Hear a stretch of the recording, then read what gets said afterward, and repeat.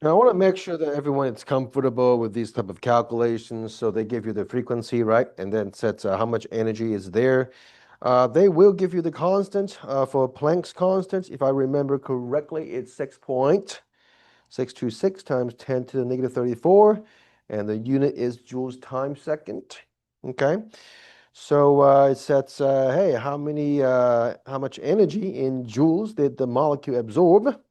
So we say, all right, cool. We just have to do this very easily.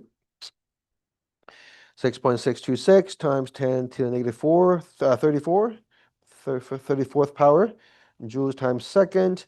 And then your frequency is 1 times 10 to the 15th power per second.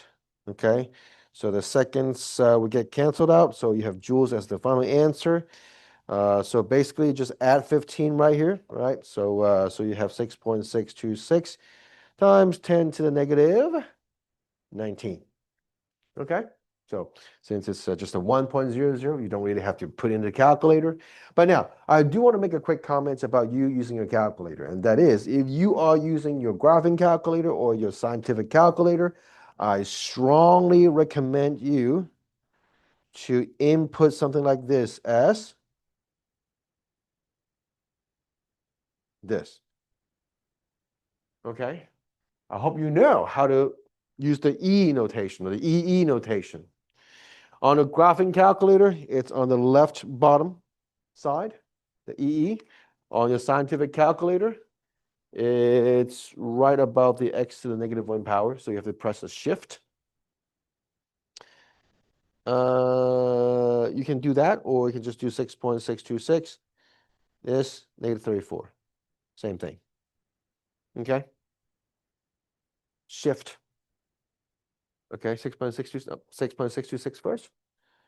6.626, and then shift this one, and then type negative 34. And the benefit, why am I emphasizing this?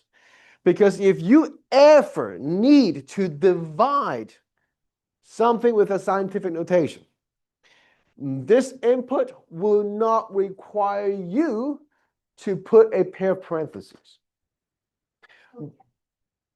Well, I mean, if that's just the one single number, like if you have to input the scientific notation. However, if you are going to use this, if you're going to type like times 10 to the, like times 10 caret negative 34, well, a lot of people, they forgot about the parentheses.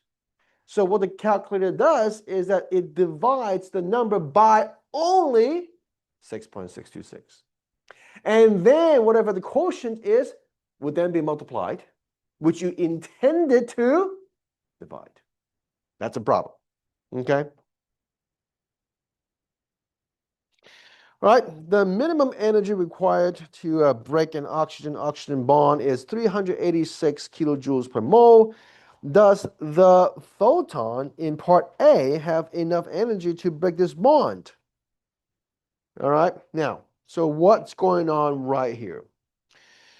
Now, make sure that you are very sensitive to the units. Yes.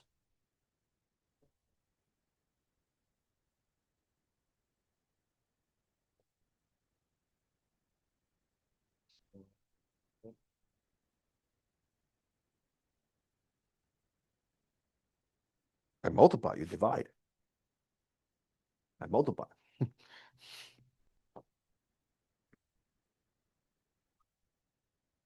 That's why you don't trust your calculator. That's why you trust your eyes and your math knowledge.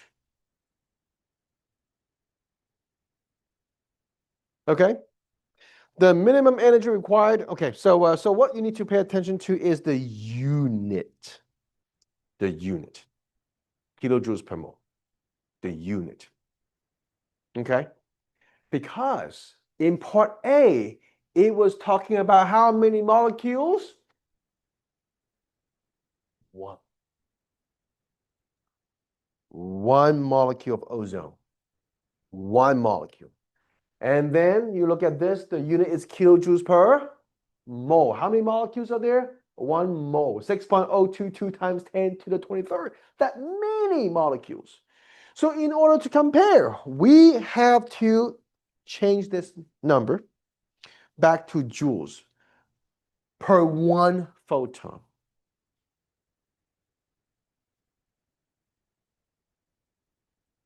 So this one is more about your ability to convert units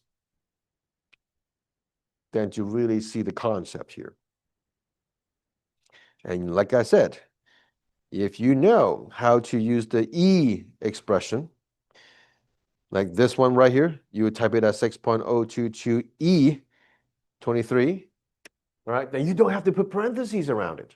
But if you choose to type it the long way, then you must put down parentheses. So it's your choice, all right? You get to decide. I'm just saying that that my observation, my advice is that if you can type the E notation, live, it's good. It says, hey, you got 6.43 times 10 to the negative 19 joules. So that's the minimum energy. And the photon that we had earlier had more than this minimum energy. So therefore, does the photon in part A have enough energy to break this bond? And the answer is yes. Yes, this is the minimum, right? This is the minimum requirement. And this is bigger. 6.626 is bigger than 6.43.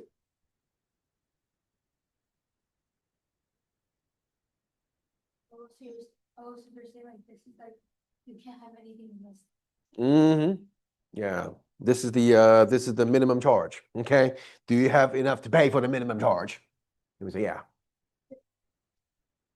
It won't be maximum because when we say when we try to think about the removal of electrons, it's like, hey, you gotta have at least this amount of energy in order to say, hey, now you have enough to go ahead and pick what you want. Pick what you want.